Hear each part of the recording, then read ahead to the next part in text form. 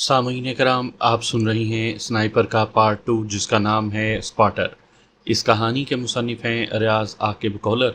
ये इस सिलसिले की किस्त नंबर 3 है।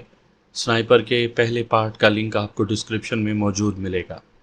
आपने अगर अभी तक मेरा चैनल कहानी घर सब्सक्राइब नहीं किया तो अभी मेरे चैनल को सब्सक्राइब करके बेल नोटिफिकेशन ऑन कर लीजिए ताकि आने वाली हर नई कहानी की इत्तला बर वक्त आप तक पहुंच सके। सरदार के कुछ कहने से पहले दो मुसल्ला अफराद दनदनाते हुए खैमे में घुसे। कलाशनकोफें हमारी तरफ तनी थी। आगे वाला अधेड़ उम्र का ग्रांडेल शख्स था। खंजीर का बच्चा, हाथ ऊपर उठाओ, तुम्हारा क्या ख्याल था, कानून खान से बच जाओगे? कलाशनकोफ के खौफनाक दहाने को अपनी जानिब उठा देखकर बहादुरी का मुजाहरा सुल्तान रही मरहूम या बदर मुनीर ही कर सकता था। बुरे फंस गए थे। उम्मीद ही नहीं थी कि वो इतनी जल्दी हमें आ लेंगे। मेरी परागंदा सोचों में कशमाला की चीख ने खलल डाला था। वो मामा जान कहते हुए कानून खान की तरफ भागी। इन्हें कुछ ना कहो, इन्होंने मुझे खबीसों से बचाया है और मुझे बहन बना लिया है। अब मुझे घर पहुंचाने जा रहे थे। ये बहुत अच्छे हैं, ये मेरे फौजी भाई हैं। इन्होंने सारे खबीसों को कत्ल कर दिया है। मामू से लिपटते हुए वो पुरजोश लहजे में तफसील बताने लगी। कानून खान की दुरुस्ती खुशगवार हैरानी में तब्दील हुई। कशमाला का माथा चूमकर उसने कलाशनकोफ कंधे पर लटकाई और हमारी तरफ बढ़ते हुए बोला, शाबाश, तुम जैसे आला ख़ानदान के जवान ही हमारा फ़ख्र हैं।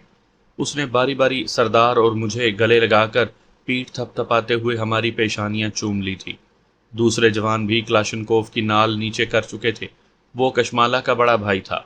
कानून खान उसे मुखातिब हुआ, तरंग खान, बाकियों को भी अंदर बुला लो। थोड़ी देर के बाद 5 मुसल्ला अफराद खैमे के अंदर आ गए। कानून खान के कहने पर तमाम हमें पुरतपाक अंदाज में मिले। तफसील ये मालूम हुई कि कशमाला को अगवा करने वाले को कानून खान की बेटी शुमाइला ने देख लिया था। उन्होंने कशमाला को घोड़े पर लाद लिया था। वो एक टीकरी पर चढ़कर दूर तक उनकी हरकत को देखती रही। जैसे ही वो नज़रों से ओझल हुए, वो भागते हुए घर पहुंची और बाप को सारी तफसील बता दी। कानून खान तुंद मिजाज का बिगड़ा हुआ शख्स था, निडर, दलेर और किसी से ना डरने वाला कबायली। वो फौरन चंद अहबाब को इकट्ठा करके भांजी को अगवा करने वालों की तलाश में रवाना हुआ। दहशत गर्दों की कार्रवाइयाँ उनके लिए नई बात नहीं थी। चूंकि उन्हें कशमाला को अगवा करने वालों की जगह के बारे में मालूम नहीं था, इसलिए वहां तक पहुंचने में उन्हें कई घंटे लगे थे। इतनी देर में उन्होंने अफगान नाला में कई खैमे खंगाले थे, जिनमें कुछ बकरवाल यानी बकरियां चिराने वाले, कुछ मुकामी लोग और कुछ दहशत गर्द थे। शुमाइला ने उन्हें कशमाला को अगवा करने वालों की जाने की सिमत बता दी थी। अंदाजे से चलते हुए आखिर वो सही मुकाम पर पहुंच गए थे। उनकी आमद ने हमें तकवीत दी। कम अज़ कम कशमाला का मामला बाअहसन खूबी निबट गया था। मशवरे के बाद उन्होंने दहशत गर्दों की किसी चीज़ को ना छेड़ने का फ़ैसला किया, क्योंकि अपना सामान पहचान कर दहशत गर्द उनके खिलाफ महाजराई पर उतर आते तो वो मुकाबला ना कर पाते। अलबत्ता हमने उनका असला और एम्यूनिशन एक मखसूस जगह छुपा दिया था कि मौका मिलने पर निकाल लेंगे, या कम अज़ कम दहशत गर्दों के हाथ वापस तो नहीं लगेगा।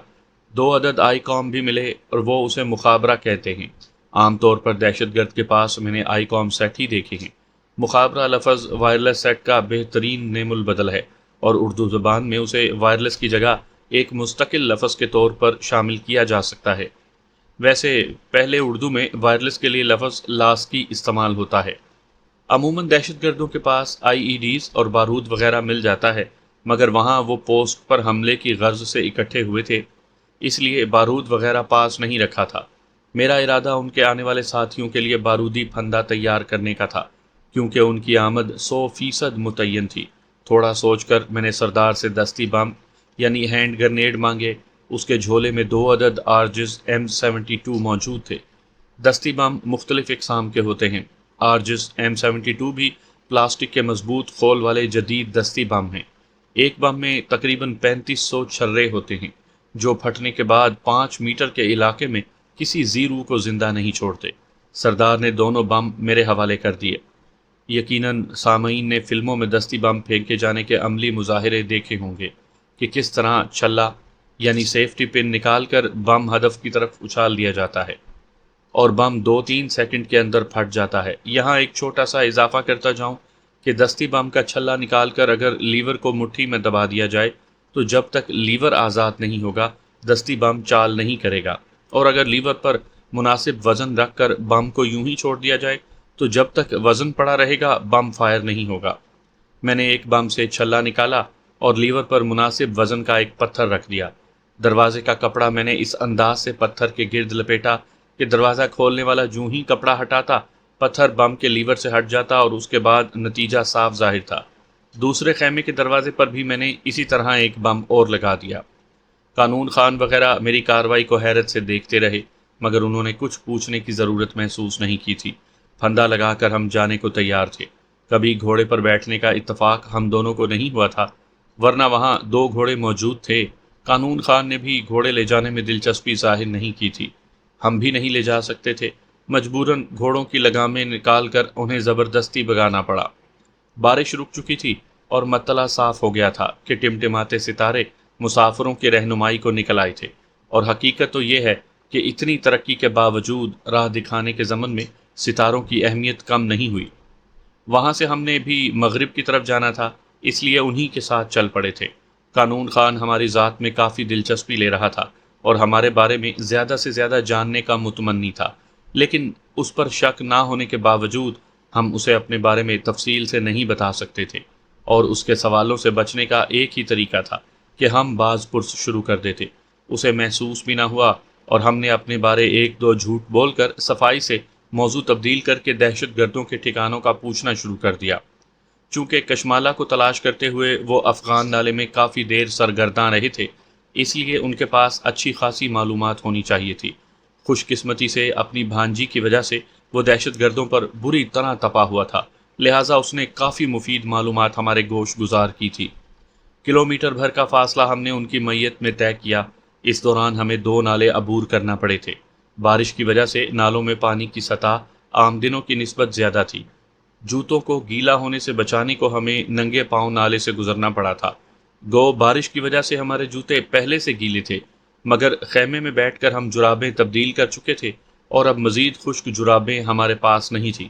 ایک فوجی کو سب سے زیادہ بچاؤ اپنے پاؤں کا کرنا پڑتا ہے، اور سنائپر کے لیے تو اس کی اہمیت مزید بڑھ جاتی ہے۔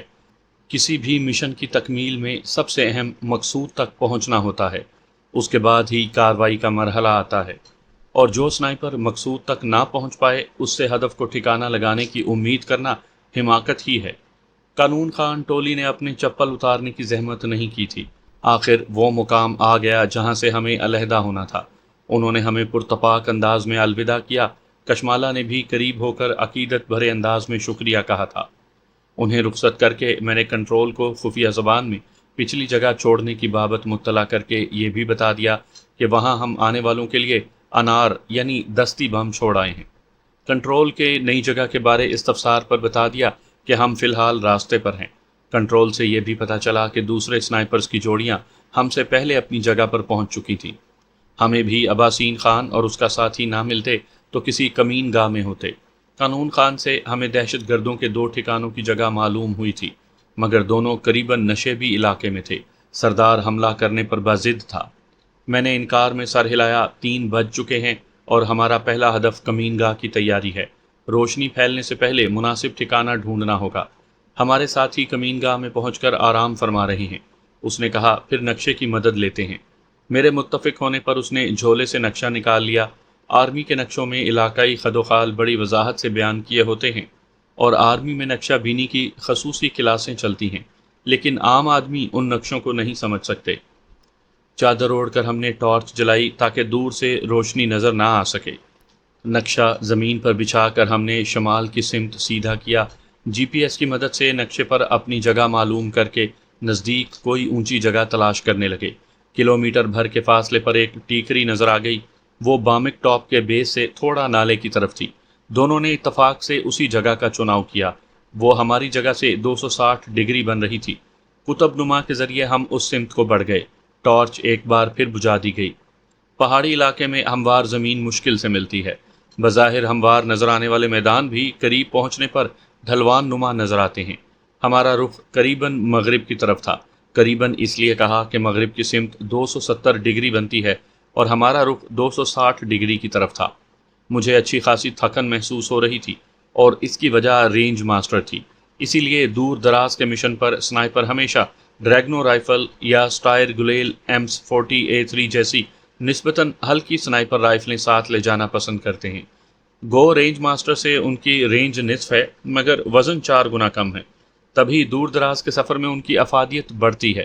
سنائپر کا کام گو مخصوص افراد کو نشانہ بنانا ہوتا ہے، لیکن پاک آرمی کے بڑے آپریشن حملہ، دفاع، پیش قدمی، پس قدمی وغیرہ ہوں، چھوٹے آپریشن چھاپا، گھات، گشت، نفود اور خروج وغیرہ، عمارتی لڑائی، دہشت گردوں کے خلاف کوئی مخصوص کارروائی، کلیدی افراد یعنی اہم شخصیات کو نشانہ بنانا، یہاں تک کہ کسی جاسوس کے مشن میں بھی سنائپر کو بھیجا جا سکتا ہے، اور ہر کارروائی میں سنائپر کو مخصوص کام بانٹے جاتے ہیں۔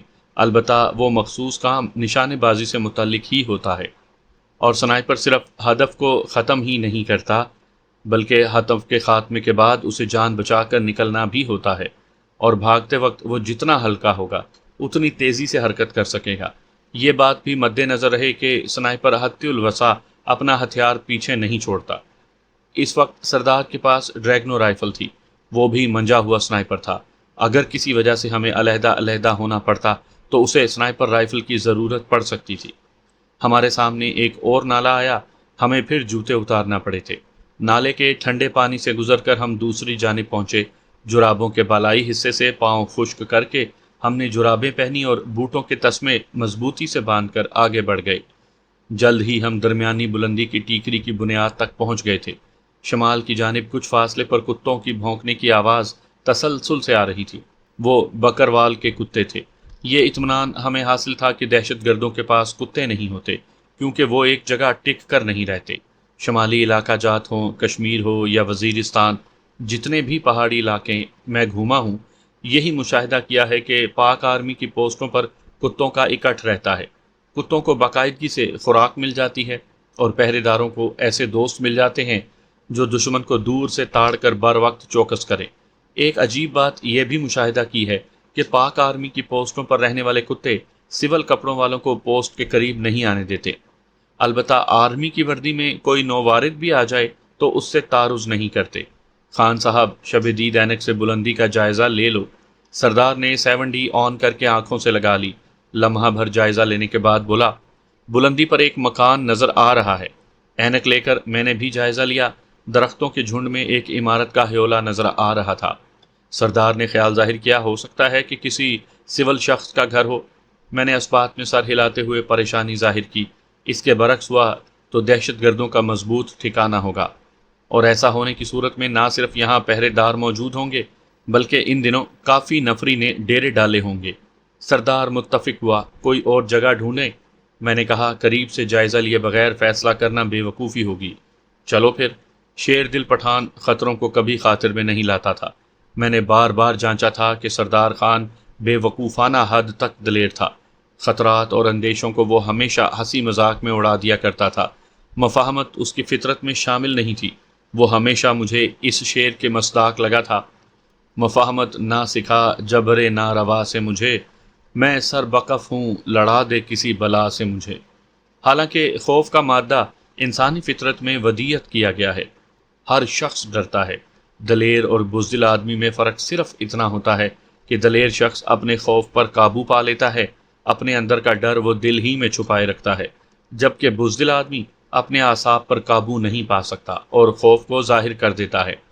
میں اپنی بات کروں تو عملی زندگی میں بارہا ایسے مواقع آئے ہیں جب میرا دل خوف سے لرز اٹھا تھا۔ موت آنکھوں کے سامنے دکھائی دینے لگی، اور ایسے حالات میں کلو نفس ذائقۃ الموت کا اٹل قانون ہی تھا جس نے مجھے بھاگنے سے روکا۔ اس وقت بھی بلندی کی جانب قدم بڑھاتے ہوئے میرے چہرے پر تفکرات کا جال پھیلا ہوا تھا، اور ایسا پہلی بار نہیں ہو رہا تھا۔ ہر ایسے وقت میں جب موت کچھ زیادہ ہی قریب دکھائی دینے لگے، انسان کے احساسات ایسے ہو جاتے ہیں، میں اسے کتنا ہی احتیاط پسندی کا نام دوں، فہم و فراست گردانوں، ہوشیاری سے تعبیر کروں، دور اندیشی کہوں یا خبرداری، حقیقت میں اسے خوف اور ڈر ہی سمجھا جائے گا۔ صرف پلوشہ کے غائب ہونے کے عرصے میں جب میں اسے مردہ سمجھے ہوئے تھا، تب موت کا ڈر میرے دل سے نکل چکا تھا، اور اس کی واپسی کے ساتھ زندگی کی ساری دلچسپیاں اور رونائیاں لوٹ آئی تھیں۔ اس کی محبت کو میں نے ہر رشتے پر مقدم سمجھا تھا۔ وہ مجھے اتنی ہی عزیز اور پیاری تھی اگر کبھی ایسا موقع آیا کہ مجھے اپنی جان اور اس کی زندگی میں ایک کا چناؤ کرنا پڑا تو یقیناً میری ترجیح اس کی سلامتی ہوگی، لیکن بات جب وطن عزیز کی خدمت و حفاظت کی آ جاتی تو اپنی عزیزت جان ہستی کے واویلے کو بھی میں نے پس پشت ڈال دیا تھا۔ اس کی شروع دن سے کوشش تھی کہ میں فوج کی نوکری کو خیر بات کہہ دوں۔ اس کی ہر خواہش کو پورا کرنا اپنی پہلی ترجیح جاننے کے باوجود میں نے اس درخواست کو درخور اعتنا نہیں جانا تھا، بلکہ ایک بار تو اس کے تکرار کرنے پر اچھی خاصی ڈانٹ پلا دی تھی۔ 2 دن وہ اتنی خفا رہی کہ روما کے کمرے میں ڈیرا لگا لیا تھا۔ عشاء کی نماز پڑھ کر لوٹتا تو روما کا کمرہ بند ملتا۔ تیسرے دن روما کے منت سماجت کرنے پر وہ ہٹ دھرم راضی ہوئی تھی، البتہ یہ اسے اچھی طرح معلوم ہو گیا تھا کہ نوکری چھوڑ دینے کا مشورہ یا درخواست میں کبھی نہیں مانوں گا، اور یہ حال صرف میرا نہیں ہر فوجی کا ہوتا ہے۔ ہم بھی عام انسان ہوتے ہیں، ہماری بھی خواہشات، ارمان، آرزوئیں اور تمنائیں ہیں۔ کہتے ہیں کہ وطن کی ہواؤں کا مقابلہ اور گھر کے ماحول کا نعم البدل اللہ پاک کی اصل جنت کے علاوہ کوئی نہیں ہو سکتا۔ بقول شاعر، کوئی بہشت کا پوچھے تو کہہ سکوں ہنس کر کہ وہ بھی خوب جگہ ہے ہمارے گھر کی طرح۔ میرا بھی دل چاہتا ہے کہ دن بھر کام کے بعد شام کو گھر لوٹ کر اپنے بیٹے عبداللہ کی کلکاریاں سنوں، چولہے پر بیٹھی روما کو کنکھیوں سے خود کو تاڑتا دیکھوں، اور جب چوری پکڑ لوں تو اس کی حیا آلود مسکراہٹ سے مستفید ہوں جو اس کے سرخ و سفید چہرے کو گلابی کر دیتی ہے، پلوشہ کی اٹکھیلیوں سے محفوظ ہوں، اماں جان، ابو جان اور پھپھی جان کی شفقتیں سمیٹوں، جنگلوں اور ویرانوں، پہاڑوں اور صحراؤں میں دشمن کا تعاقب کرنا، کبھی ان سے چھپنے کو بھاگنا، کبھی گولی چلا کر دشمن کو سر سے محروم کرنا، کبھی اپنے بدن پر گولی کھانا۔ یہ کھیل سننے والوں کو بے شک دلچسپ لگے، سن کر لطف اندوز ہوں، اپنے فارغ اوقات میں ان واقعات سے جی بہلائیں، مگر جس پر گزرتی ہے صرف وہی اس تکلیف اور درد کو محسوس کرتے ہیں۔ شاعر کہتا ہے، کچھ میں ہی جانتا ہوں جو مجھ پر گزر گئی، دنیا تو لطف لے گی میرے واقعات سے۔ بلندی طے کرتے ہوئے نظریں تسلسل سے دائیں بائیں کا جائزہ لے رہی تھیں، اور دماغ الٹے سیدھے خیالات کی جگالی میں مصروف تھا۔ عجیب و غریب خیالات تھے جو ساون کی گھٹا کی طرح امڑے چلے آ رہے تھے۔ سر جھٹک کر میں نے ان خیالات کو دور کرنے کی کوشش کی، مگر ناکامی ہوئی۔ ہم خاموشی اور احتیاط سے پھونک پھونک کر قدم رکھ رہے تھے۔ اندھیرے میں پہاڑی علاقے میں ڈھلان چڑھتے یا اترتے وقت احتیاط کرنا ایسا ہی ہے جیسے کوئی دوشیزہ پائل پہن کر بغیر چھن چھن کی آواز پیدا کیے حرکت کرے۔ بقول شاعر، پائل میں گیت ہیں چھم چھم کے، تو لاکھ چلے رے گوری تھم تھم کے۔ یہ خیال کافی شرمندہ کر دینے والا تھا، اور سردار کو شرمندہ کرنے کا موقع ہاتھ سے جانے دینا کہاں کی عقل مندی تھی۔ ایک کنکر اس کی حرکت سے لڑکتا ہوا نشیب کے سفر پر روانہ ہوا، وہ فوراً دبک کے بیٹھ گیا۔ پاس بیٹھتے ہوئے میں نے سرگوشی کی، خان صاحب، اس وقت تمہاری حالت پازیب پہن کر گھر والوں سے چوری چھپے محبوب کی ملاقات کو جانے والی دوشیزہ کی سی ہے۔ وہ بھڑک کر کھڑا ہوا، ایسی کی تیسی ان سالوں کی۔ میں نے فوراً بازو پکڑ کر اسے کھینچ لیا۔ خان صاحب، میں بھی تمہارے ساتھ ہوں۔ اس نے منہ بنایا، پھر بکواس نہ کرو۔ آخری تاریخوں کے چاند نے طلوع ہو کر اندھیرے کے خلاف اعلان بغاوت کر دیا تھا۔ مسلسل تاریکی میں رہنے کی وجہ سے ہماری آنکھوں کو چاند کی روشنی سے بہت تقویت ملی تھی۔ اپنے جھولے ان جھاڑیوں میں چھپا دیتے ہیں۔ چند گز دور جھاڑیوں کی جانب اشارہ کرتے ہوئے میں نے موضوع تبدیل کیا۔ جھاڑیوں کا سلسلہ نشیب تک چلا گیا تھا۔ ٹھیک ہے۔ وہ جھکے جھکے ان جھاڑیوں کی طرف بڑھ گیا۔ میں عمارت کے حولے کی طرف متوجہ ہو گیا۔ کوشش کے باوجود کوئی حرکت دکھائی نہیں دے رہی تھی۔ اگر وہ دہشت گردوں کا ٹھکانہ ہوتا تب بھی پہرے دار نے مورچے میں ہونا تھا۔ جو دن کی روشنی میں نظر نہ آتا تو اس اندھیرے میں کیا دکھائی دیتا؟ لمحہ بھر عمارت کا جائزہ لینے کے بعد بھی میں جھاڑی کی طرف بڑھ گیا۔ رینج ماسٹر کا جھولا اتار کر میں نے سائلنسر لگا پستول ہاتھ میں پکڑ لیا تھا۔ وہاں سے آگے مزید احتیاط لازمی ہو گئی تھی۔ سردار نے بھی ڈریگنو تیاری حالت میں پکڑ لی تھی، البتہ میرے بتائے بغیر وہ جانتا تھا کہ فائر کرنے کا پہلا حق میرا تھا، اور اس کی وجہ میرا اچھا فائرر ہونے کے بجائے میرے پاس سائلنسر لگے بریٹا کا ہونا تھا۔ پستول اس کے پاس بھی موجود تھا، مگر اس پر سائلنسر لگا ہوا نہیں تھا۔ سردار سے شب دید اینک لے کر میں نے تسموں کی مدد سے آنکھوں پر باندھ لی تھی۔ ہم عمارت سے 50 قدم دور تھے جب اچانک خاموشی کا پردہ چاک کرتی ہوئی بھیانک آوازیں بلند ہوئیں۔ بڑی جسامت کے 3 کتوں نے نمودار ہو کر ہمارا راستہ روک لیا تھا۔ سردار نے سرعت سے کہا، گولی نہ چلانا۔ اس کے مشورے کے بغیر بھی میرا ایسا کوئی ارادہ نہیں تھا، کیونکہ گولی لگنے پر کتے اگر ایک دم خاموش ہو جاتے یا چیاؤں چیاؤں شروع کر دیتے تو دشمن کا گمان یقین میں تبدیل ہو جاتا۔ اس کے برعکس ہونے کی صورت میں وہ جائزہ لینے پر اکتفا کرتا، کیونکہ کتوں کے بھونکنے میں صرف انسانوں کی آمد وجہ نہیں، کتے دوسرے کتوں یا گیدڑ، لومڑ وغیرہ کی آمد پر بھی آسمان سر پر اٹھا لیتے ہیں۔ کتے ایک مخصوص فاصلے سے آگے نہیں بڑھے تھے، ورنہ مجبوراً مجھے گولی چلانی پڑتی۔ ہم صورت کا مظاہرہ کرتے ہوئے ایک درخت کے نیچے ہو گئے تھے۔ اب دشمن کے رد عمل کا انتظار تھا۔ کتے برابر بھونک رہے تھے۔ اچانک دروازے کی جانب سے سہمی ہوئی نسوانی آواز ابھری۔ کون ہے؟ آواز کی کھنک اور ترنم ظاہر کر رہا تھا کہ نوجوان لڑکی ہے۔ ہم خاموش رہے۔ البتہ یہ اندازہ ضرور ہو گیا تھا کہ وہ دہشت گردوں کا ٹھکانہ نہیں تھا۔ مالکن کی آواز سن کر کتوں کے بھونکنے کی رفتار زیادہ ہو گئی تھی۔ 3-4 منٹ کے بعد مورچے کے موقع سے ٹارچ کی روشنی چمکی، لیکن ہم دونوں درخت کے تنے کے ساتھ دبکے تھے۔ لمحہ بھر کے بعد دوبارہ آواز آئی۔ وہ کتوں کو ڈانٹ کر خاموش کروا رہی تھی، شاید ہمیں دیکھنے میں ناکام رہی تھی۔ مالکن کے ڈانٹنے اور 2-3 بار پتھر مارنے سے کتے دروازے کی طرف سمٹ گئے تھے۔ تبھی اس کی آواز ابھری، تم میرے نشانے پر ہو، بہتر ہوگا یہاں سے دفع ہو جاؤ، ورنہ میں گولی چلانے پر مجبور ہو جاؤں گی۔ اب مزید چھپنا بیکار تھا۔ ہم آڑ سے نکل کر سامنے ہوئے۔ کتے دوبارہ بھونکنے لگے تھے۔ انہیں نظر انداز کر کے میں مورچے کی طرف متوجہ ہوا۔ بہن، ہمارا مقصد آپ لوگوں کو نقصان پہنچانا نہیں، کسی ضروری کام سے آئے ہیں۔ یہاں دن کا کچھ حصہ گزار کر چلے جائیں گے، آپ کو گھبرانے یا پریشان ہونے کی ضرورت نہیں ہے۔ اس نے مشکوک لہجے میں پوچھا، تمہارا یقین کیوں کروں؟ میں اطمینان سے بولا، کیونکہ آپ کے گھر میں داخل ہونے کا ہمارا کوئی ارادہ نہیں۔ تمہاری آمد کا مقصد کیا ہے؟ وہ اتنی جلدی مطمئن نہیں ہو سکتی تھی۔ میں نے کہا، یہ جاننا آپ کے کسی کام نہیں آئے گا۔ وہ دھمکانے لگی، مجھے اکیلا سمجھنا تمہاری بھول ہے۔ میرے بھائی گھر ہی میں سوئے ہیں، جاگ جائیں تو ہمارے پاس بھیج دینا، انہیں مطمئن کر دیں گے۔ فی الحال آپ آرام کریں اور ہمیں اپنا کام کرنے دیں۔ گفتگو ختم کرنے کا اندیا دے کر میں سردار کو بولا، چلو۔ ہم مکان کی شرق کی جانب 2 درمیانی اونچائی کے درختوں کی طرف بڑھ گئے۔ دونوں درختوں کے تنوں کے درمیان 4 انگل سے زیادہ فاصلہ نہیں تھا۔ وہاں بہترین مچان بن سکتی تھی۔ سردار نے مشورہ دیا، مچان کے بجائے بیلی ہائٹ پوزیشن کیوں نہ بنائیں؟ یہ پوزیشن کسی درخت، پتھر یا کسی بھی دستیاب چیز کے نیچے بنائی جا سکتی ہے جو اوور ہیڈ حفاظت مہیا کرتی ہے اور دشمن کے براہ راست یا بلا واسطہ فائر سے سنائپر بچا رہتا ہے۔ البتہ اس میں محنت زیادہ کرنا پڑتی ہے اور کھدائی وغیرہ کے لیے اوزار کی ضرورت بھی پڑتی ہے۔ یقیناً اس کا ارادہ گھر والوں سے بیلچے، کدال وغیرہ مانگنے کا تھا۔ میں نے نفی میں سر ہلایا۔ دکھاؤ کم ہو جائے گا اور رینج ماسٹر کا سائلنسر ہمارے پاس موجود ہے، اس لیے فکر نہ کرو، مچان پر ہمارے دیکھے جانے کے امکانات کم ہیں۔ وہ متفق ہوا، سامان لے آؤں، اکٹھے چلتے ہیں۔ میں اس کے ساتھ ہو لیا۔ مکان ہم سے 30-40 گز شمال کی طرف پڑ رہا تھا۔ اوپر چڑھتے ہوئے ہم مکان کے پاس جا کر اس طرف مڑے تھے۔ ان درختوں کے پاس پہنچنے کو مکان کے پاس سے گزرنا ضروری تھا۔ کتوں نے ہمیں دیکھ کر ایک بار پھر اپنی موجودگی کا اظہار کرنا ضروری سمجھا۔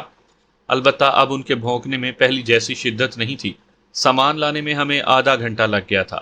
چھوٹے دستے کی تیز پھلدار کلہاڑی میری جانب بڑھاتے ہوئے سردار اطمینان سے بولا، راجہ صاحب بسم اللہ پڑھو۔ تم بھی تشریف لے آؤ حضور۔ میں نزدیکی جھاڑیوں کی طرف بڑھ گیا۔ آدھ گھنٹہ لگا کر میں نے کئی مضبوط شاخیں کاٹ ڈالیں۔ سردار ان شاخوں کو درخت کے نیچے ڈھیر کرتا رہا۔ مچان بنانے کے کئی طریقے ہیں اور اس کا انحصار دستیاب وسائل، درخت کی قسم اور درکار وقت پر ہوتا ہے۔ اگر لکڑی کے پھٹے، رسیاں وغیرہ میسر ہوں تو مچان کو آرام دہ بنایا جا سکتا ہے۔ مچان کی تیاری میں درخت کے چناؤ کی بہت اہمیت ہوتی ہے۔ درخت اکیلا اور نمایاں نہ ہو، درختوں کے جھنڈ سے باہر نہ ہو، کانٹا دار نہ ہو، اس پر پرندوں کے گھونسلے نہ ہوں، کیڑے مکوڑے نہ ہوں، اس پر چڑھنا اترنا آسان ہو، پتوں سے بھرپور شاخیں ہوں، شاخیں اتنی مضبوط ہوں کہ سنائپر جوڑی کا وزن سہار سکیں، وغیرہ وغیرہ۔ لیکن یہ صرف پڑھنے کی حد تک ہے۔ عملی زندگی میں بہت ساری باتیں نظر انداز کرنا پڑتی ہیں۔ ضروری نہیں کہ ہر جگہ ان خصوصیات کے حامل درخت میسر ہوں۔ عموماً سنائپر کے پاس انتخاب کا چناؤ نہیں ہوتا۔ ایسے حالات میں خطرہ مول لینا مجبوری بن جاتا ہے، اور ایک سنائپر کی زندگی خطرات کی عملی تفسیر ہی ہوتی ہے۔ اس وقت بھی ہمیں سب سے بہتر وہی 2 درخت لگے تھے۔ البتہ ہماری خوش قسمتی کہ وہ بالکل اکیلے اور نمایاں نہیں تھے، گھنے بھی تھے، وزیرستان میں شاہ بلوت کے درختوں کی بہتات ہے اور ہم نے شاہ بلوت ہی کے درختوں کا چناؤ کیا تھا۔ مقامی زبان میں وہ اسے سیڑائے کہتے ہیں۔ اس کی 2-3 اقسام ہیں جن میں زیادہ فرق نہیں ہے۔ اس درخت پر کانٹے تو نہیں ہوتے لیکن پتوں کے کنارے نوکیلے ہوتے ہیں جو ننگی جلد پر چبھ سکتے ہیں۔ البتہ لکڑی انتہائی مضبوط ہوتی ہے۔ مقامی لوگ اس کی لکڑی کوئلہ بنانے میں استعمال کرتے ہیں۔ مٹی سے اگلو نما قد آدم بھٹیاں بنا کر اس میں درخت کی لکڑیاں چھت تک بھر دیتے ہیں، پھر اسے دھیمی آنچ پر سلگنے کو چھوڑ دیتے ہیں۔ چند دنوں میں عمدہ کوئلہ تیار ہو جاتا ہے۔ وزیرستان میں کافی لوگ اسی کاروبار سے وابستہ ہیں۔ درخت پر چڑھنے سے پہلے ہم نے فجر کی نماز پڑھی اور پھر کلہاڑی نیفے میں اڑس کر میں درخت پر چڑھ گیا۔ صبح کا ملگجا اجالا ہر طرف پھیل گیا تھا، اب ٹارچ روشن کرنے کی ضرورت باقی نہیں رہی تھی۔ مناسب بلندی پر پہنچ کر میں نے سردار کو شاخیں پکڑانے کا اشارہ کیا۔ وہ شاخیں دیتا گیا اور میں ترتیب سے رکھتا گیا۔ پہلے مرحلے میں نے مچان کا فرش بنایا تھا۔ سردار نے رسی کو ادھیڑ کر اس کے چھوٹے چھوٹے ٹکڑے کر دیے تھے۔ میں شاخوں کو مہارت سے باندھنے لگا۔ طلوع آفتاب تک ہم نے مچان تیار کر لیا تھا۔ مزید تھوڑا وقت لگا کر ہم نے مچان کے چھپاؤ تلبیس کی ضروریات کو پورا کیا اور سارا سامان مچان پر منتقل کر دیا۔ فارغ ہو کر میں نے کنٹرول سے رابطہ کیا۔ کیپٹن حفیظ کو اپنی جگہ کے بارے میں بتا کر آگے کا لایا عمل پوچھا۔ ہم صبح 3 بجے بازار جائیں گے، تب ملاقات ہوگی۔ تم سے بات چیت کو 13 دوست آ رہے ہیں۔ لسننگ پر رہنا، آؤٹ۔ مطلب یہی تھا کہ وہ آنے والی صبح 3 بجے نکلیں گے اور میں چینل 13 پر مزید احکامات کا منتظر رہوں۔ ہم منتظر ہیں، یہ کہہ کر میں نے رابطہ منقطع کر دیا۔ یار بھوک لگی ہے۔ سردار نے پیٹ پر ہاتھ پھیرا۔ بسکٹ ہی پر گزارا کرنا پڑے گا۔ میں نے چنوں سے بنے ہوئے مخصوص بسکٹ جھولے سے نکال کر درمیان میں رکھ لیے۔ سردار منہ بنا کر بسکٹ چبانے لگا۔ ان بسکٹوں سے بھوک تو مٹ جاتی ہے مگر گندم کی روٹی اور سالن کا بدل یہ نہیں ہو سکتے، اور بدقسمتی سے سنائپر کا مقصد کی خاطر اٹھنے والا پہلا قدم اس کے پیٹ پر پڑتا ہے۔ اسے بے دلی سے بسکٹ چباتے دیکھ کر میں نے چوٹ کی، یہ خوراک ہے، دوائی نہیں۔ سردار نے کہا، میں کچھ اور سوچ رہا تھا۔ میں نے نفی میں سر ہلایا، یہ فکرہ ہی غلط ہے، پٹھان سوچا نہیں کرتے۔ وہ ملتجی ہوا، سنو تو صحیح۔ میں نے منہ بنایا، بن بلایا مہمان بننا مجھے قبول نہیں۔ وہ مصر ہوا، کھانے کے پیسے دے دیں گے؟ گھر میں صرف عورتیں ہیں جو اتنی آسانی سے ہم پر اعتبار نہیں کریں گی۔ دروازے پر دستک دیں گے، کوئی رد عمل ملا تو بہتر، ورنہ چنوں کے بسکٹ تو کہیں گئے نہیں۔ میں نے فلسفہ جھاڑا، جو بسکٹ بے عزت ہو کر کھانے ہیں انہیں عزت سے چبا لو۔ اس نے بے پرواہی سے کندھے اچکائے، بے عزتی عزت والوں کی ہوتی ہے۔ میں نے چوٹ کی، صحیح کہا، لیکن میں بھی تمہارے ساتھ ہوں۔ سردار ہنسا، تمہاری بات کر رہا تھا کیونکہ اس کام کو میں تمہیں بھجوانے لگا ہوں۔ میں اطمینان سے بولا، سنائپر کورس کی کسی بھی کتاب میں کھانا مانگنے کی ذمہ داری شوٹر کے ناتوا کندھوں پر نہیں ڈالی گئی۔ کچھ باتیں سپاٹر کی ثوابدید پر چھوڑ دی جاتی ہیں۔ میں نے تانا کسا، تم مانگنے کو جاپان تک چلے گئے اور ایک لڑکی کا ہاتھ مانگ لائے تو یہاں بھی غیرت کر لو۔ سردار نے طنزیہ کہکا اچھالا، واہ، چھلنی کوزے کو کہہ رہی ہے تم میں 2 سوراخ ہیں۔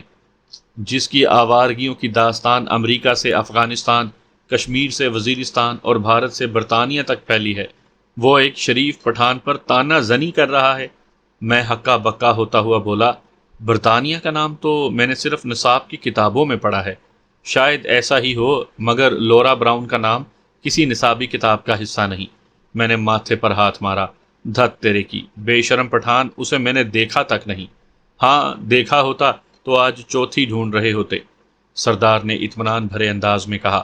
ویسے کشمالہ بہن بھی برا انتخاب نہیں تھا۔ میرا رخ گھر کی جانب تھا۔ اسی وقت 2 بچیاں مکان سے برآمد ہوئیں۔ ان کا رخ ہماری مچان کی طرف تھا۔ ایک کے ہاتھ میں چھابا اور دوسری نے کیتلی اٹھائی ہوئی تھی۔ مکینوں کو روایتی مہمان نوازی نہیں بھولی تھی۔ غربت اور تنگ دستی بھی اس علاقے کے لوگوں کو مہمان نوازی سے باز نہیں رکھتی۔ ٹھیک ہے خان صاحب، زیادہ دماغ خراب مت کرو، میں ناشتے کا بندوبست کر لیتا ہوں۔ میں درخت سے اترنے لگا۔ سردار نے دبے لہجے میں نعرہ بلند کیا، راجہ زندہ باد۔ میں جانتا تھا میرا دوست اتنا ہڈ حرام اور نکما بھی نہیں ہو سکتا کہ اپنے اس کا سر مکان کی طرف گھوما۔ بچیوں پر نظر پڑتے ہی دانت پیستے ہوئے بولا، میں بھی کہوں تم جیسا ڈھیٹ اتنی آسانی سے راضی کیسے ہو گیا؟ استہزائی کہا بلند کر کے میں نے آخری 3-4 فٹ کا فاصلہ چھلانگ لگا کر پورا کیا۔ بچیوں کی عمر 7-8 سال سے زیادہ نہیں تھی، نیلی آنکھیں اور معصوم چہروں پر ہلکا سا خوف انہیں مزید پیارا بنا رہا تھا۔ ارے یہ تو بہت پیاری بیٹیاں ہیں۔ میں نے چھابا اور کیتلی لے کر ان کے سر پر ہاتھ پھیرا۔ میرے مشفقانہ رویے سے ان کے چہروں پر چھایا خوف دور ہو گیا تھا۔ ایک بچی ہمت کرتے ہوئے مستفسر ہوئی، کچھ اور چاہیے؟ فی الحال تو کچھ نہیں۔ ان کے گال چوم کر میں نے دونوں کے ہاتھ پر درمیانی مالیت کا ایک ایک نوٹ رکھ دیا۔ وہ خوشی سے اچھلتی کودتی گھر کو بھاگ گئی تھی۔ میں برتن اٹھا کر درخت پر چڑھنے لگا۔ تھوڑی دیر بعد ہم پراٹھوں سے انصاف کر رہے تھے۔ خوشبو اور لذت بتا رہی تھی کہ پراٹھے دیسی گھی کے ہیں۔ اللہ پاک ہماری بہن کو خوش رکھے۔ چھابے میں جھاڑو پھیر کر سردار نے پکانے والی کو دعا دی۔ آمین کہہ کر میں اطمینان سے لمبا پڑ گیا۔ ناشتہ میں لے آیا تھا، اب پہرے داری کی ذمہ داری تم سنبھالو۔ سردار نے چوٹ کی۔ تم سے بھلائی کی امید کرنا سانڈ سے دودھ ملنے کے مترادف ہے۔ میں نے اس کے واویلے پر کان دھرے بغیر آنکھیں بند کر لیں کہ ایسی فضول باتیں جواب کی متقاضی نہیں ہوتی۔ سنائپر کے سخت جان ہونے کا یہ مطلب بھی نہیں کہ وہ تھکتے نہیں یا ان کے جسم آرام کے طلبگار نہیں ہوتے۔ ان میں بس عام افراد سے برداشت کا مادہ تھوڑا زیادہ ہوتا ہے، اور تھکن کو وہ اپنے اعصاب پر مسلط نہیں کرتے۔ میری آنکھ باتوں کی آواز سے کھلی۔ دونوں بچیاں دوپہر کا کھانا لائی تھیں۔ سردار مچان سے نیچے اتر کر ان سے گپ شپ کر رہا تھا۔ صبح کی نسبت بچیاں زیادہ پراعتماد نظر آ رہی تھیں اور چہک چہک کر سردار کی باتوں کا جواب دے رہی تھیں۔ دونوں چچا زاد تھیں۔ ایک کا نام تنزیلہ اور دوسری کا طیبہ تھا۔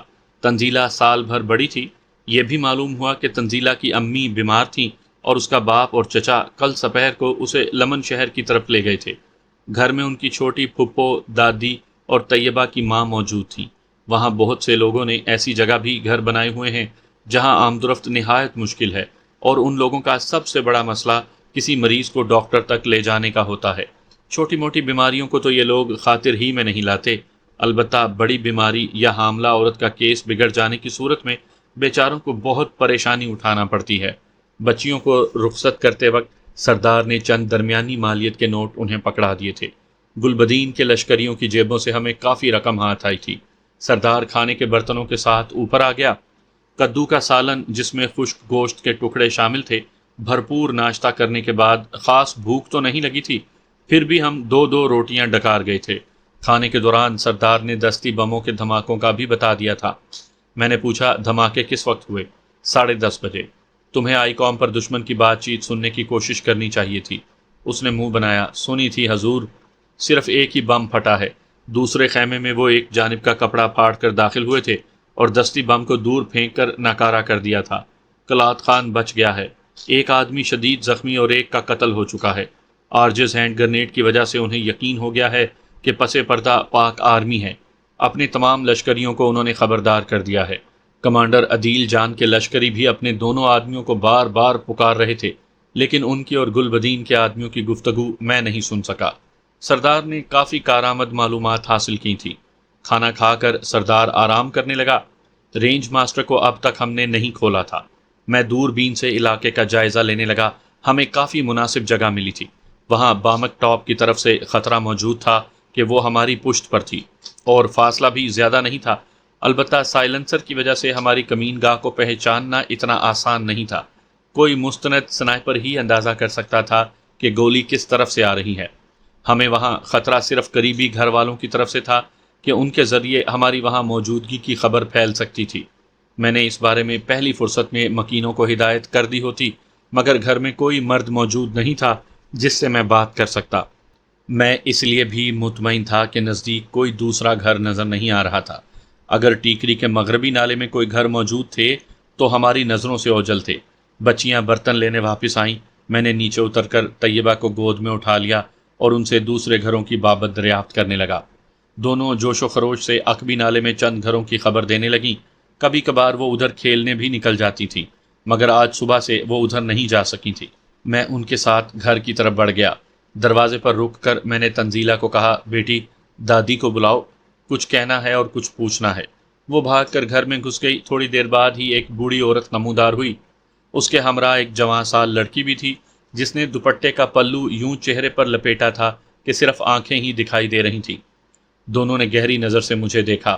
السلام علیکم ماں جی، میں نے گفتگو میں پہل کی تھی۔ اس نے نحیف آواز میں دعا دی، جیتے رہو بیٹا۔ ماں جی، معافی چاہتا ہوں کہ آپ کو تکلیف دی۔ ہم دشمنوں سے چھپتے پھر رہے ہیں، کل کا دن یہاں گزار کر کسی اور طرف کا رخ کریں گے۔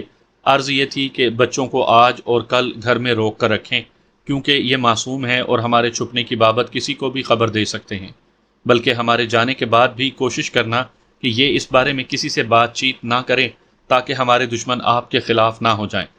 بوڑھی عورت کے پلے تو میری گفتگو نہیں پڑی تھی، لیکن جوان سال لڑکی اسبات میں سر ہلاتے ہوئے اسے سمجھانے لگی۔ اس کے منہ کھولنے پر معلوم ہوا کہ وہ بوڑھی خاتون کی بیٹی اور ننھی لڑکیوں کی پھپھو تھی۔ آواز سن کر میں نے فوراً پہچان لیا تھا کہ رات کو ہمارا استقبال اسی نے کیا تھا۔ بیٹی کے سمجھانے پر اس نے پرجوش لہجے میں کہا، آپ ہمارے مہمان ہیں اور مہمانوں کی حفاظت ہماری ذمہ داری ہے۔ اللہ آپ کو اچھی صحت والی لمبی عمر دے ماں جی، ہمیں فقط رازداری کا اطمینان دلا دیں، باقی ہم سنبھال لیں گے۔ بیٹی نے ماں کو میرا مطلب واضح کیا۔ اس نے میرے سر پر ہاتھ رکھتے ہوئے عورتوں کے ازلی تجسس کا اظہار کیا۔ آپ کے دشمن کون ہیں بیٹا؟ ہمارے دشمن آپ کے بھی دشمن ہیں ماں جی، مگر آپ انہیں پہچانتی نہیں ہیں۔ بہرحال ہمیں آپ کی دعاؤں کی ضرورت ہے۔ بیٹی کی وضاحت پر وہ ہمیں دعائیں دینے لگی۔ میں نے چند بڑے نوٹ نکال کر اس کی بیٹی کی طرف بڑھا دیے۔ گہری سیاہ آنکھیں میری جانب اٹھیں، ان میں گھبراہٹ چھپی تھی۔ نفی میں سر ہلا کر وہ گھر میں گھس گئی تھی۔ بوڑھی عورت بھی خفیف انداز میں مجھے پیسے دینے سے منع کرنے لگی۔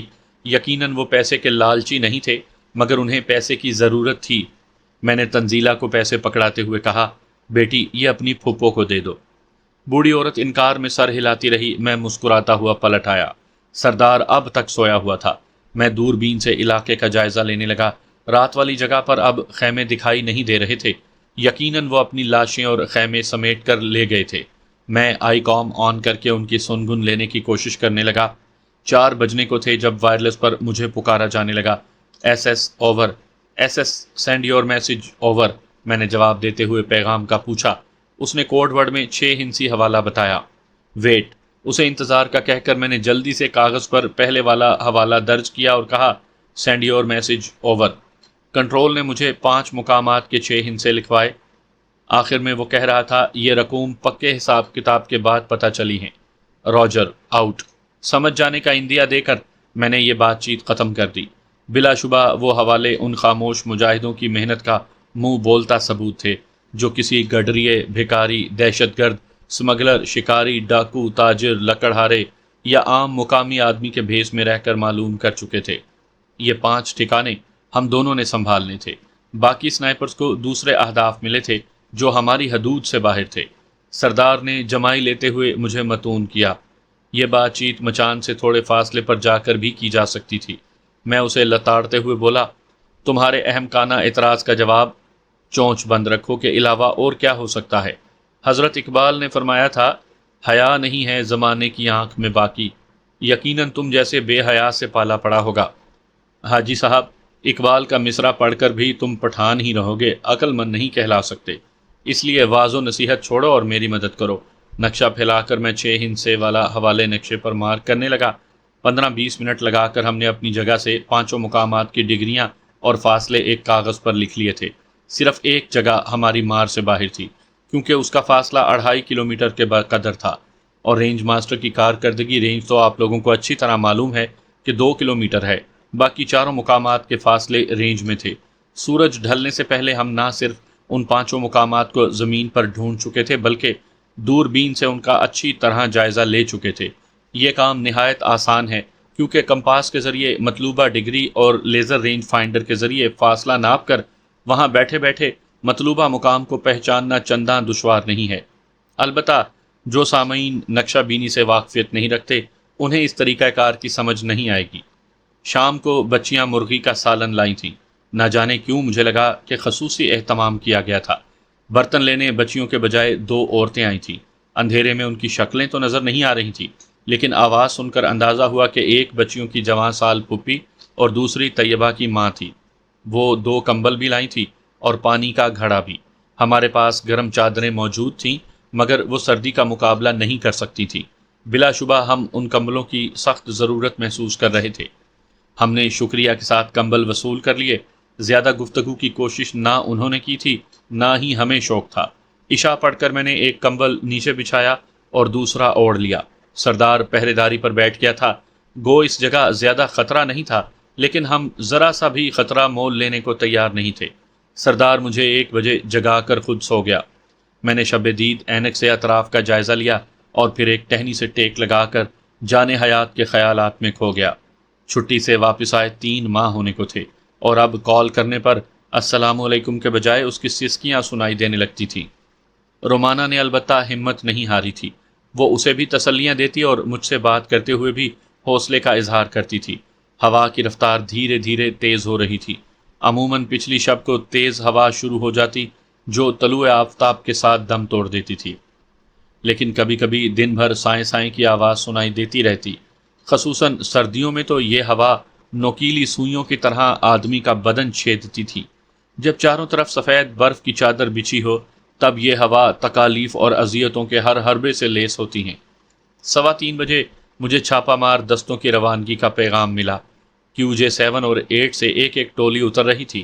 QJ5 اور QJ10 سے بھی ایک ایک ٹولی نے حرکت کرنا تھی۔ میرے اور سردار کی ذمہ داری QJ7 اور 8 کی ٹولیوں کی مدد کرنا تھا۔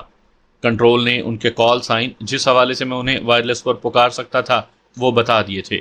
میں نے شب دید اینک میں QJ ٹاپ کا جائزہ لیا، مگر وہ پہاڑی سلسلہ کافی دور تھا اور شب دید اینک کی رینج اتنی زیادہ نہیں کہ مجھے رات کے وقت کوئی حرکت نظر آ جاتی۔ البتہ چھاپا مار دستوں کے ٹارچ جلانے کی صورت میں ان کا نظر آنا ممکن تھا، اور یہ ممکن اس لیے وقوع پذیر نہیں ہو سکتا تھا کہ تربیت یافتہ سپاہ روشنی جلانے کی حماقت نہیں کر سکتی تھی۔ پاک فوج کے مجاہدوں کا اندھیرا میں حرکت کرنا ہی وطن عزیز کو روشن رکھے ہوئے ہے۔ صبح کا مل گجا اجالا پھیلتے ہی میں نے سردار کو جگایا اور نماز پڑھنے مچان سے نیچے اتر گیا۔ ہماری سہولت کو میزبان پانی کا گھڑا وہاں چھوڑ گئے تھے۔ عجیب مشن تھا کہ کھانے پینے کی کوئی تنگی پیش نہیں آئی تھی۔ گو بھوک پیاس برداشت کرنا سنائپر کی روزمرہ ہے، لیکن زبردستی بھوکا پیاسا رہنا ایک روزے دار ہی کا خاصہ ہے۔ میں بمشکل نماز پڑھ سکا تھا کہ ناشتہ آ گیا۔ اتنے سویرے رزق کی آمد پر دل احساس شکر گزاری سے بھر گیا۔ علماء سے سنا ہے کہ رزق بھی موت کی طرح انسان کے پیچھے پھرتا ہے۔ ناشتہ دینے بچیوں کی جواں سال پھپھو ہی آئی تھی۔ دوپٹے کا پلو اس نے چہرے کے گرد لپیٹا ہوا تھا۔ اس نے وضاحت دی، بچیاں سوئی تھیں اس لیے مجھے آنا پڑا۔ شکریہ بہن، میں نے ممنونیت سے کہا۔ آپ آج چلے جائیں گے؟ اس کا استفسار مجھے عجیب لگا تھا۔ امید تو ہے، میں نے جواب گول مول کیا کہ ہمیں خود بھی واپسی کا واضح نہیں تھا۔ کچھ ضرورت ہو تو مانگ لیا کریں۔ چہرے سے سرکتے پلو کو اضطراری انداز میں ٹھیک کرتے ہوئے اس نے پیشکش کی۔ اسے گفتگو پر آمادہ دیکھ کر میں نے بات بڑھائی، تمہارے بھائی اور بھابھی کب لوٹیں گے؟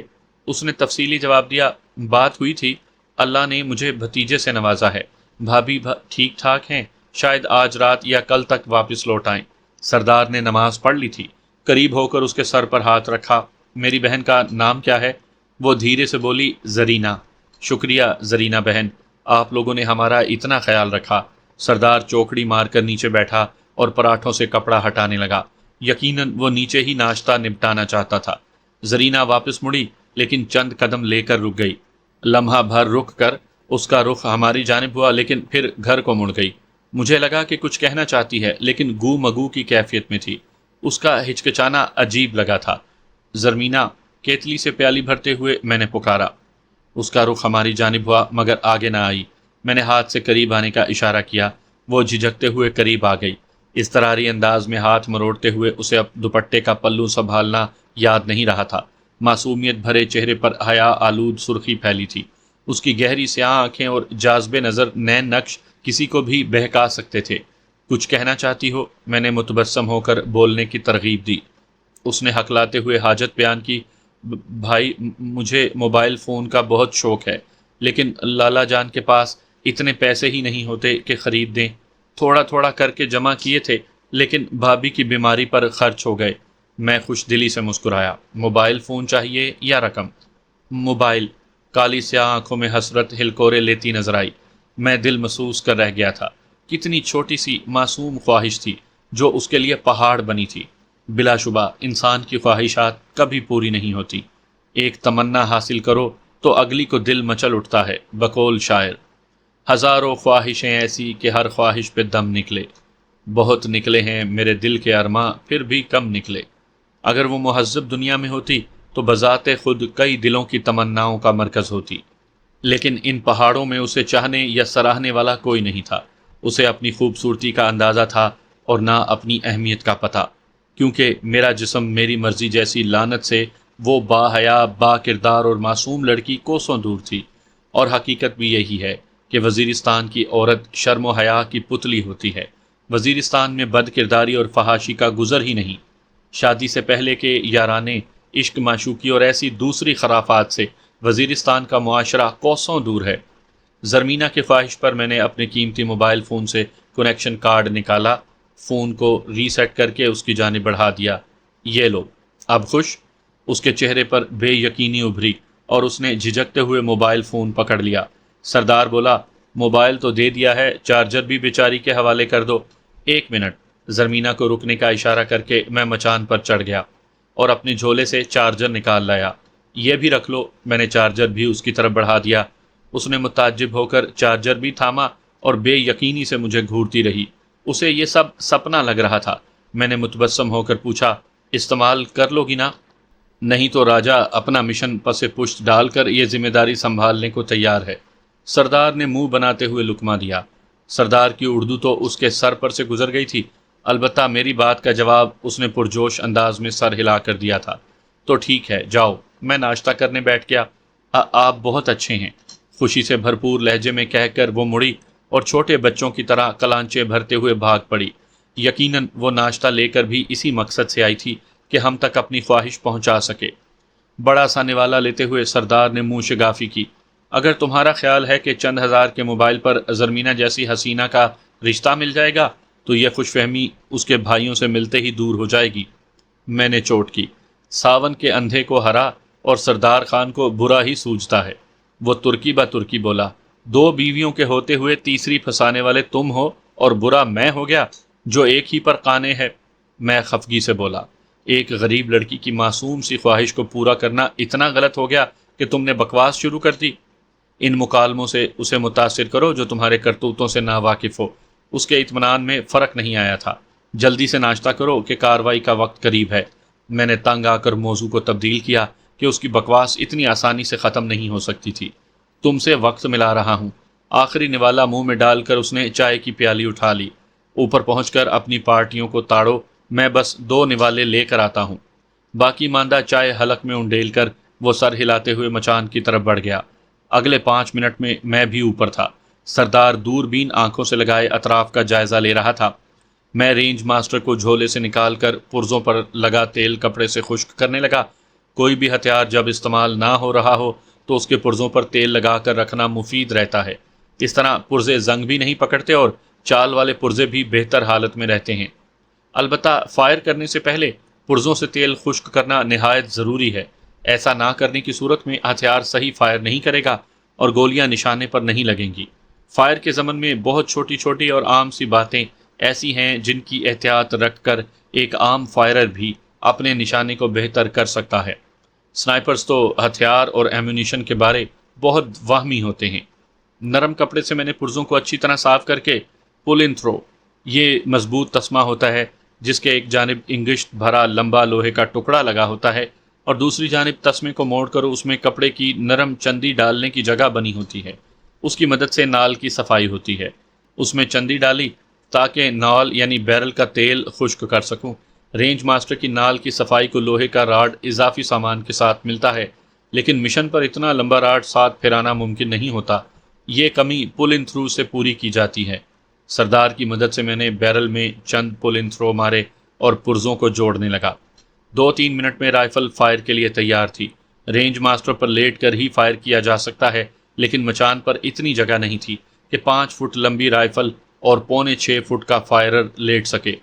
یہ مسئلہ پہلے سے میری نظر میں تھا، تبھی میں نے رائفل کی دوپائی کے لیے چاروں اطراف میں جگہیں بنائی تھی جہاں دوپائی ٹیک کر میں بیٹھے بیٹھے بھی فائر کر سکتا تھا۔ گو سردار بھی اچھا فائرر تھا، کم ہی نشانہ خطا کرتا تھا، مگر امریکہ میں سنائپر کورس کے بعد میری موجودگی میں وہ ہمیشہ میرا اسپاٹر کی ذمہ داریاں نبھاتا تھا۔ تیار ہو کر میں نے پوچھا، کوئی حرکت نظر آ رہی ہے؟ سامنے بڑے پتھروں کا دایاں کنارہ، 2 بجے کی لائن، پہاڑ کی بنیاد میں اپنی پہلی ٹولی پہنچ گئی ہے۔ اس نے پیشہ ورانہ انداز میں سمت دکھائی۔ 2 بجے کا مطلب یہی تھا کہ سامنے بڑے پتھر کے دائیں کنارے پر اگر سوئیوں والی گھڑی رکھ دی جائے تو گھنٹے والی سوئی پر 2 پہنچ کر جس جانب اشارہ کرے وہ سمت۔ میں نے لیو پولڈ سائٹ میں اس جانب دیکھا۔ پاک آرمی کی وردی میں چند افراد محتاط انداز میں ایک جانب بڑھتے نظر آئے۔ مدد کا نشان، بڑا پتھر، 10 بجے کی لائن، دوسری ٹولی بھی نمودار ہو گئی ہے۔ ادھر شست پھیرنے پر بھی مجھے 10-12 فوجی نظر آئے۔ دونوں ٹولیاں علیحدہ علیحدہ اہداف کی طرف بڑھ گئی تھیں۔ ان کی حرکت سے ہمیں اندازہ ہو گیا تھا کہ وہ کس ہدف پر حملے کا ارادہ رکھتی ہیں۔ دشمن کے ٹھکانے ہمارے پاس درج تھے۔ دشمن کے 4 ٹھکانے ہمیں نظر آ رہے تھے۔ اگر ایک ترتیب سے بتانا شروع کر دوں تو پہلا ٹھکانہ شمال کی جانب، اسے ہدف اول کہوں تو اس کی ساتھ جنوب کی جانب ہدف دوم، اور اسی رخ آگے بڑھتے ہوئے ہدف سوم اور ہدف چہارم۔ 5واں ہدف ہماری حد سے باہر تھا اور ہماری جگہ سے نظر بھی نہیں آ رہا تھا۔ ہم نے جن 2 جتھوں کی مدد اور رہنمائی کرنی تھی ان میں ایک چیتا دل اور دوسرا طوفان دل تھا۔ پہلے مرحلے میں چیتا دل ہدف سوم پر حملہ کر رہا تھا اور طوفان دل نے ہدف اول پر حلہ بولنا تھا۔ SS فار چیتا دل اوور۔ میں پہلی ٹولی سے رابطہ کرنے لگا۔ فوراً ہی جواب آ گیا تھا، چیتا دل سینڈ یور میسج اوور۔ چیتا دل، دشمن کے 2 پہرے دار نظر آ رہے ہیں۔ جیسے ہی آپ گھیرا مکمل کر لیتے ہیں میں انہیں ناکارہ کر دوں گا اوور۔ SS، کیا ہم انہیں دور سے نظر آ سکتے ہیں اوور۔ چیتا دل، نالا عبور کرتے ہی تمہیں رینگ کر جانا پڑے گا۔ شمالی جانب چند جھاڑیاں نظر آ رہی ہیں روجر سوفار۔ میں نے تصدیق چاہی۔ یس اوور۔ چیتا دل نے سمجھ جانے کا اندیا دے کر مزید پیغام کا تقاضا کیا۔ تمہاری ٹولی اس جانب آڑ لے کر ہدف کے قریب پہنچ سکتی ہے۔ اپنے تمام افراد کو وہاں اکٹھا کرو۔ جو ہی تمام پہنچ جائیں مجھے مطلع کرو اوور۔ چیتا دل کے روجر کہنے پر میری بات جاری رہی۔ تمہارے اکٹھے ہوتے ہی میں پہرے داروں کو ناکارہ کر دوں گا۔ میرا اشارہ ملتے ہی تم ہدف پر حلہ بول سکتے ہو اوور۔ چیتا دل نے روجر کہا اور میں نے آؤٹ کہہ کر بات ختم کرنے کا اعلان کر دیا۔ سردار بات چیت ختم ہونے کا منتظر تھا۔ فاصلہ 1345 میٹر، ہوا 15 کلومیٹر فی گھنٹہ۔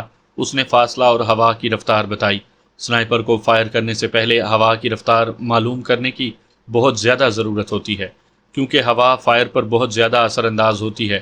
اگر ہوا کی اقسام کی بات کی جائے تو 7 کلومیٹر فی گھنٹہ چلنے والی ہوا کو ہلکی ہوا کہتے ہیں، جو فائر پر خاص اثر انداز نہیں ہوتی۔ البتہ سنائپرز اس کا بھی حساب رکھتے ہیں۔ اس کے بعد درمیانی ہوا جس کی رفتار 8 سے 16 کلومیٹر فی گھنٹہ، پھر تازہ ہوا 16 سے 24 کلومیٹر فی گھنٹہ، تیز ہوا 24 سے 32 کلومیٹر فی گھنٹہ، اور بہت زیادہ تیز ہوا جو 32 کلومیٹر فی گھنٹہ سے بھی زیادہ ہوتی ہے۔ میں ہوا کا فرق نکالنے کو ڈیفلیکشن ناپ گھمانے لگا۔ اس اثناء میں سردار نے ہدف کی ڈگری معلوم کی۔ ڈگری سے مراد بلندی سے نشیب کی ڈگری سے ہے۔ چونکہ ہدف ہم سے گہرائی میں تھا اس لیے میں براہ راست رینج نہیں لگا سکتا تھا۔ اس بارے میں میں سنائپر رائفل میں خاطر خواہ بحث کر چکا ہوں۔ جسے شوق ہو وہاں سے سن لے، اس کہانی کا لنک ڈسکرپشن میں موجود ہے۔ ڈگری کا فرق نکال کر اس نے رینج بتا دی۔ میں نے ایلیویشن نوب پر مطلوبہ کلک لگائے اور رائفل کاک کی اور بٹ کندھے میں پھنسا لیا۔ چیتا دل کے افراد نالے کے اٹھے ہوئے کنارے کی آڑ لے کر جھاڑیوں کے شمالی جھنڈ میں اکٹھا ہو رہے تھے۔ میں نے وائرلیس سیٹ سردار کی طرف بڑھایا۔ طوفان دل کی رہنمائی کرو، انہیں کہو ہدف کا گھیراؤ کر کے 300 میٹر کے دائرے تک سمٹیں اور اس کے بعد منتظر رہیں۔ جو ہی چیتا دل کارروائی کرے گا، فائرنگ کی آواز سن کر دشمن ضرور آڑ سے باہر آئیں گے، تب وہ انہیں نشانہ بنا سکتے ہیں۔ سردار دوربین کے ذریعے ہدف اول کا جائزہ لے کر طوفان دل کی رہنمائی کرنے لگا۔ وہ ہدف لگ بھگ 1950 میٹر کی دوری پر تھا۔ اسی اثناء میں چیتا دل ہمیں جگہ پر پہنچ جانے کی اطلاع دینے لگا۔ میں سردار کو مخاطب ہوا، چیتا دل کو کہو کہ اگلے 30 سیکنڈ میں پیش قدمی کو تیار رہے۔ طوفان دل کو انتظار کروا کر وہ چیتا دل کو میرا پیغام پہنچانے لگا، جبکہ میری توجہ پہرے داروں پر تھی۔ اس علاقے میں عام لوگوں کے مکانوں پر بھی مورچے بنے ہوتے ہیں، لیکن وہ مکان یقیناً زیر تعمیر تھا کہ اس کی چھت پر اب تک مورچے نہیں بنے تھے۔ البتہ یہ معلوم نہیں کہ وہ کسی دوسرے کا مکان تھا یا وہ خود ہی تعمیر کر رہے تھے۔ غالب گمان یہی تھا کہ کسی غریب کے مکان پر وہ زبردستی قابض ہوئے تھے۔ مکان کے دروازے پر ایک پہرے دار کرسی ڈالے بیٹھا تھا۔ دوسرا ساتھی اس کی جانب پیٹھ موڑے چند قدم دور کھڑا تھا۔ گو کھڑا ہوا فرد آسان ہدف تھا کہ اس کا مکمل جسم نظر آ رہا تھا، جبکہ بیٹھے ہوئے آدمی کا صرف سر نظر آ رہا تھا۔ باقی جسم کرسی نے چھپا لیا تھا۔ بلا شبہ کرسی رینج ماسٹر کی گولی کے خلاف آڑ نہیں بن سکتی تھی، لیکن کرسی میں لوہے کی چادر لگی ہوتی تو گولی کی رفتار کو کم کر کے ہدف کے بچاؤ میں مددگار ثابت ہو سکتی تھی۔ لڑائی کا بنیادی اصول یہی ہے کہ پہلے آسان ہدف کو نشانہ بناؤ تاکہ یقینی کامیابی حاصل ہو، لیکن میں آسان ہدف کو پہلے نشانہ بناتا تو کرسی پر بیٹھا ہوا شخص چوکنا ہو جاتا، کیونکہ اس کا رخ اپنے ساتھی کی طرف تھا۔ اس کے برعکس کھڑے ہوئے آدمی کی ساتھی کی جانب پیٹھ تھی۔ اس کے چوکنا ہونے تک میں اسے بھی شکار کر سکتا تھا۔ میں نے فیصلہ کرنے میں دیر نہیں کی تھی۔ سنائپر یہ فیصلہ سیکنڈ کے 10ویں حصے میں کر چکا ہوتا ہے۔ کرسی پر بیٹھے دشمن کے سر پر نشانہ سادھ کر میں نے سانس روکا اور لبلبی دبا دی۔ عمدہ سائلنسر کی بدولت صرف ٹھک کی آواز ابھری اور گولی نے اس کے سر کا بالائی حصہ اڑا دیا۔ وہ منہ کے بل گرا۔ میں نتیجہ دیکھنے کے لیے رکا نہیں۔ رائفل کو دوبارہ کاک کر کے میں نے کھڑے ہوئے شخص پر شست لی۔ ساتھی کے گرنے پر اس نے مڑ کر دیکھا۔ لمحہ بھر کو وہ سن ہو گیا تھا اور اتنا وقت مجھے کافی تھا۔ دوسری ٹھک نے اسے بھی لڑکا دیا تھا۔ ہمیشہ پہلے گولی چلتی ہے۔ سنائپر متزلزل رہتا ہے۔ پہلی گولی کے نشانے پر لگتے ہی باقی گولیاں ہدف پر مارنا زیادہ آسان ہوتا ہے، کیونکہ یوں اس کا حوصلہ بڑھنے کے ساتھ ساتھ اپنے حساب کتاب کی درستی کا یقین بھی ہو جاتا ہے۔ حساب کتاب سے میری مراد ہوا کی رفتار اور ہدف کا فاصلہ جانچ کر درست رینج لگانے سے ہے۔ طوفان دل کی رہنمائی کر کے سردار اس جانب متوجہ ہو گیا تھا۔ پہرے داروں کے لڑکتے ہی اس نے چیتا دل کو اطلاع پہنچا دی تھی۔ تربیت یافتہ سپاہیوں نے پیشہ ورانہ مہارت سے حرکت شروع کر دی۔ اچانک ایک شخص چھت پر نمودار ہوا۔ اس نے ہاتھ میں موبائل فون پکڑا ہوا تھا۔ شاید موبائل فون کے سگنل کی تلاش اسے چھت پر لے آئی تھی۔ وہ چیتا دل کے افراد کو دیکھ لیتا تو شور مچا کر اپنے ساتھیوں کو چوکنا کر سکتا تھا۔ خطرہ! سردار نے اسے دیکھتے ہی نعرہ بلند کیا، لیکن اس سے پہلے ہی میں رینج ماسٹر کے خوفناک دہانے کو اس کی جانب موڑ چکا تھا۔ اس کی نگاہیں موبائل سکرین پر جمی تھی۔ جو ہی وہ چھت کے درمیان میں پہنچا، میری انگلی نے لبلبی کو پیچھے کھینچ لیا۔ اس کا رخ میری جانب تھا، تبھی طاقتور گولی نے اسے پیٹھ کے بل نیچے گرایا تھا۔ چیتا دل کے 2 الفا یعنی 4 آدمیوں کی ٹولیاں داخلی دروازے پر پہنچ گئی تھیں، جبکہ باقی نے مکان کو باہر سے گھیر لیا تھا۔ دروازے پر لمحہ بھر ٹھہر کر وہ مخصوص انداز میں مکان میں گھس کر نگاہوں سے اوجھل ہو گئے، لیکن اس دوران فائرنگ کی آوازیں ہمیں سنائی دینے لگیں۔ میرے خیال میں چیتا دل کے حالات قابو میں تھے۔ فاصلہ بتاؤ۔ طوفان دل کی جانب رخ موڑتے ہوئے میں سردار کو مخاطب ہوا۔ میرے کہنے سے پہلے ہی اس نے لیزر رینج فائنڈر کو آنکھوں سے لگا لیا تھا۔ فاصلہ ناپ کر اس نے اونچائی کا فرق نکالا۔ 1850 میٹر ہوا کی رفتار وہی ہے۔ میں نے ایلیویشن ناب کو مطلوبہ مقدار میں گھمایا اور ڈیفلیکشن ناب کو چھیڑے بغیر ہدف کی جانب متوجہ ہو گیا۔ کافی دور سے بھی فائرنگ کی ہلکی ہلکی آواز سنائی دینے لگی تھی۔ یقیناً باقی ٹولیوں نے بھی کارروائی شروع کر دی تھی۔ طوفان دل کا ہدف زیادہ مشکل نظر آ رہا تھا، کیونکہ مکان کے 2 کونوں پر مضبوط مورچے بنے تھے۔ ایک مورچے کا دروازہ ہماری نظروں سے اوجھل تھا۔ اس کا صرف گول موقع نظر آ رہا تھا جہاں سے نگرانی یا فائرنگ کی جا سکتی تھی۔ البتہ دوسرے مورچے کا دروازہ ہمارے سامنے تھا۔ مورچوں سے باہر ایک آدمی دوربین تھامے فائرنگ کی جانب دیکھنے کی کوشش کر رہا تھا اور دوسرا عقب میں کھڑا اس سے باتیں کر رہا تھا۔ وزیرستان میں گھر عموماً یوں بنائے جاتے ہیں کہ مکان کی دیواریں کمروں سے کافی بلند ہوتی ہیں۔ کمروں کی زیادہ سے زیادہ اونچائی 9-10 فٹ ہوتی ہے، جبکہ بیرونی دیواریں 20-20 فٹ اونچی ہوتی ہیں اور ساری تعمیر کچی مٹی سے کی جاتی ہے۔ دیواروں کی موٹائی اتنی زیادہ ہوتی ہے کہ چھوٹے ہتھیار تو کجا راکٹ لانچر کا گولہ بھی دیوار سے نہیں گزر سکتا۔ مگر وہ عمارت اس کے برعکس تھی، کیونکہ چھت پر کھڑے دونوں افراد مکمل نظر آ رہے تھے۔ اس کا ایک ہی سبب ہو سکتا تھا کہ عمارت میں یا تو 2 منزلہ کمرے بنے تھے یا پھر کمروں اور عمارت کے دیواروں کی بلندی یکساں تھی۔ گو اکا دکا فائر ہونا وہاں کی روزمرہ ہے اور کوئی اس کی سن گن بھی نہیں لیتا، لیکن بارش کی طرح موسلا دھار فائرنگ ہر کسی کو متوجہ کر سکتی تھی۔ وہ دونوں بھی تیز فائرنگ کا جائزہ لینے کو چھت پر چڑھے تھے۔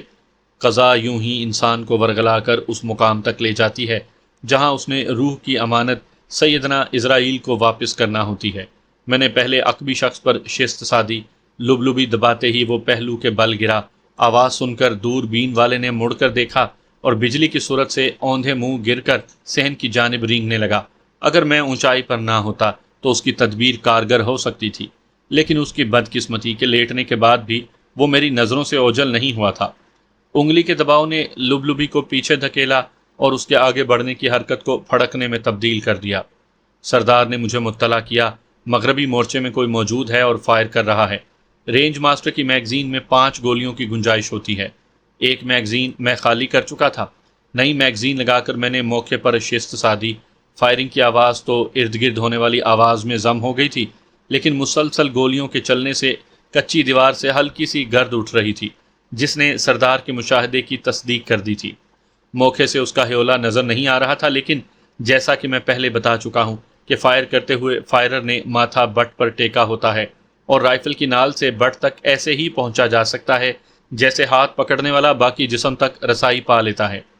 رائفل کی نال بھی میری نگاہوں سے اوجھل تھی، لیکن عموماً فائرر جب موقع سے فائر کر رہا ہو تو اس نے بیرل کو دیوار پر ٹیکا ہوتا ہے، گویا موقع کا نچلا کنارہ استعمال میں لا رہا ہوتا ہے۔ میں نے موقع کے نچلے کنارے سے 4 انچ اوپر شست لی اور لبلبی دبا دی۔